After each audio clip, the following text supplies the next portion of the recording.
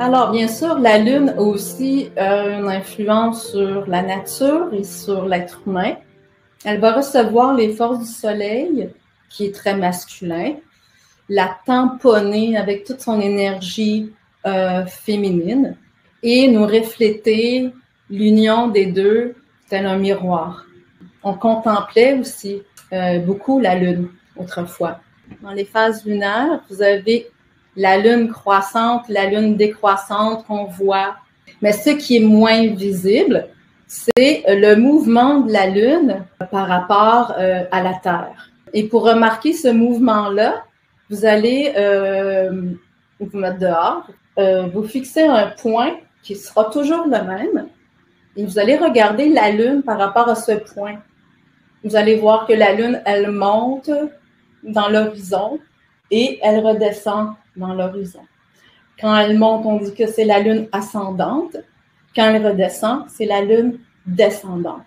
La pleine Lune va tirer tout vers elle, hein? Les marées, l'eau, fait bouger notre sang, notre lymphe et tout ce que nous sommes. C'est comme, lorsque c'est la pleine Lune, c'est comme si nous étions à l'extérieur de nous-mêmes. On est vraiment dans un mouvement d'expansion. Et lorsque c'est la nouvelle Lune, la force magnétique, elle va être négative. Donc, c'est vraiment un retour à soi. C'est comme si nous étions dans un mouvement d'inspiration et de contraction le plus important durant le cycle lunaire. Donc, idéalement, l'être humain devrait en profiter pendant les 24 heures entourant la lune noire, ne rien faire. Ne serait-ce que pendant quelques heures, ne serait-ce que pendant son sommeil, mais pendant la lune noire, nous sommes vraiment rentrés à l'intérieur de nous et c'est à ce moment-là que nous pouvons, c'est un moment très, très puissant de purification parce que nous sommes complètement à l'intérieur. On devrait se passer de tout stimuli. Donc, on ferme le cellulaire, on est dans le noir, on ne lit pas, on ne rencontre personne, on n'a pas de relation. Puis idéalement, on prend une douche cette journée-là avec du sel, puis on frotte notre peau avec le sel, on se rince à peine et on ne s'essuie pas non plus pour que ce sel reste sur la peau. Et le sel, bien sûr, va capter les influx lunaires et nous prédisposer dans ce moment de purification qui est très, très intense. Voilà pour ce qui est de la pleine lune et de la nouvelle lune par rapport à l'être humain. Je pense que plus nous sommes syntonisés avec ces mouvements, moins ils vont nous perturber de façon négative, tu vois.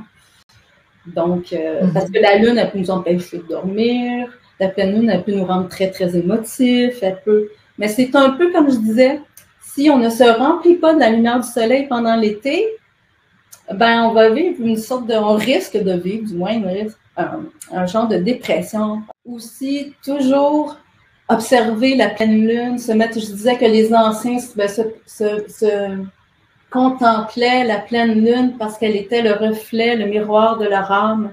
C'est simple, mais c'est pas facile à faire, mais plus nous sommes à l'unisson avec les astres, les étoiles et ces mouvements de lumière qu'il y a toujours, de respiration, d'expansion, de contraction. Plus nous sommes en harmonie avec ça et plus nous allons vivre la joie des mouvements. Moi, j'ai travaillé pendant des années pour commencer à vivre cet état-là, mais